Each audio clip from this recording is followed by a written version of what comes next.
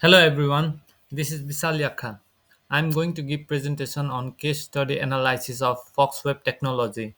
I'm one of the students of Oxford Institute of Higher Education and the presentation is part of my assignment for the unit Professional Ethics and Corporate Governance. I'd like to thank our professor Dr. Suzanne for this wonderful case study to enhance our overall understanding of ethical dilemmas and ways to face them. So this is my table of content for the slides and I would like to start my presentation with introduction. The case of Foxweb technology is about the ethical dilemma faced by Ben as a loyal employee and how this dilemma has affected his ethical values.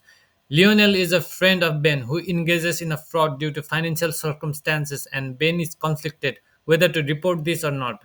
If Ben reports, then his relationship with Lionel, his job and reputation of Foxweb technology will be at risk.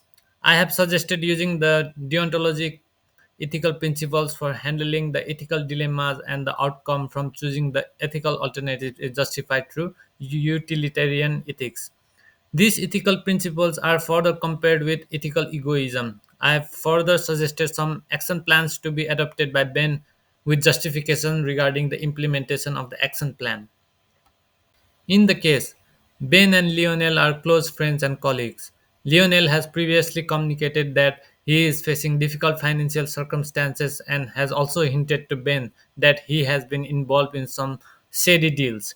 When Lionel finally resigns from his job, Ben was placed in Lionel's position. So while doing so, Ben finds out that Lionel had indeed been executing fraudulent transactions, which gives rise to dilemma whether to report or not to report this wrong action.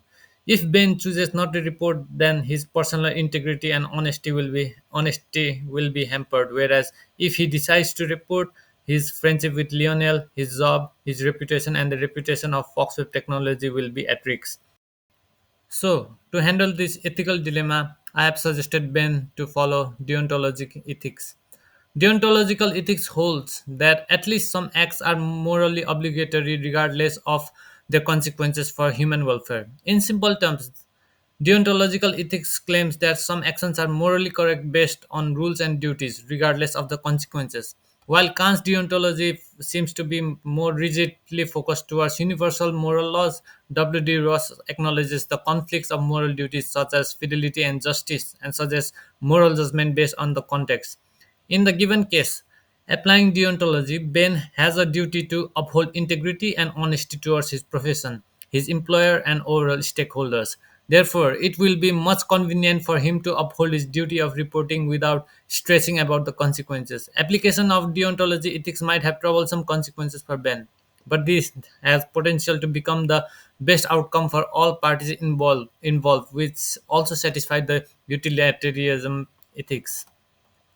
Ethical egoism emphasizes the fact that since people know themselves best, they should act on their own self-interest. Ethical egoism is unfavorable because it can provide justification for any wrongdoings. In the case, if Ben applies egoism, he might choose to be silent regarding Lionel's fraud to protect his own job security as well as reputation. It also provides justification for Ben to maintain his corporate position and personal relationship with Lionel and ignore professional integrity. This decision can only provide a short-term relief to Ben and may have huge long-term repercussions. So, is reporting the right thing to do? It is from the it is evident from the case of Richard Bystrong and many other corporate scandals that coming out clean is the best thing to do because they come out eventually and if found later then consequences could be more brutal. Now to tackle the dilemma I have suggested two main action plans for Ben. Cheripanova, in her article, has stated that lack of knowledge acts as a barrier for reporting the misdeeds. Oftentimes, because people don't know which actions are unethical, they fail to speak up against it. Ben should also be aware that the fear of confrontation with truth can hinder the rational decision making. He should be conscious to feel the intention action gap and be safe of the ethical blindness and bystander effect to make conscious ethical decision. To increase confidence in his decision, Ben should also challenge his personal values and get second opinions when where applicable for increasing the confidence of his choice. So after Ben has prepared himself by equipping himself with skills and knowledge of ethics, he should now only focus on ethical alternatives as suggested by Seymour. She has suggested not to stress over the consequences arising from the unethical alternatives and just weigh the consequences from the ethical decisions and actions. By taking the ethical approach, Ben should choose to report the truth and prepare for the difficult consequences that he might have to face as a result of reporting. But he should also believe that the long term outcome will be worthwhile. As Aristotle in his lesson of friendship has stated, that friends should feel and act in goodwill of each other and should reciprocate such act. This points to the fact that Ben also has his duty towards his friend Lionel and should try to help Lionel ethically by showing him a moral path of following code of conduct. Reporting alone is not sufficient as Ben should try to advocate ethical practices and governance in Foxweb technology. So, in this case, what are things at stake?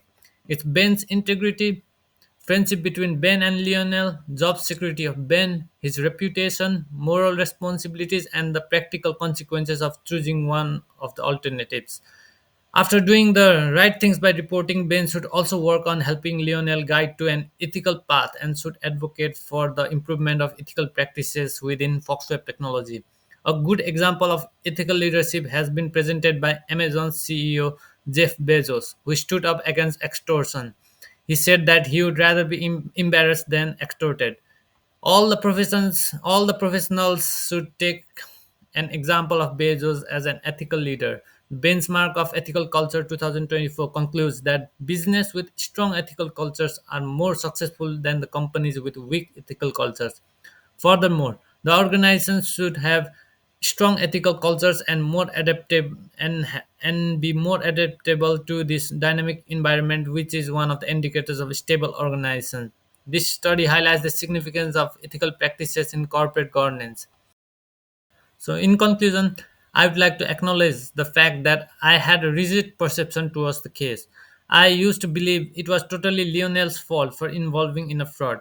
But as I went through all the reference materials, I realized that it could also have been a systemic issue rather than individual, and even Foxweb technology was at fault for lacking to prevent these activities. The report helped me to reflect on my past professional experience and to question myself. Did I really act ethically in different cases which I believed was totally ethical? No one can deny the fact that ethical dilemmas one face is really complex, but acting ethically can surely lead to better outcome in the long run. By saying this, I would like to conclude my presentation, and here are some of the references I used for the presentation. Thank you and goodbye.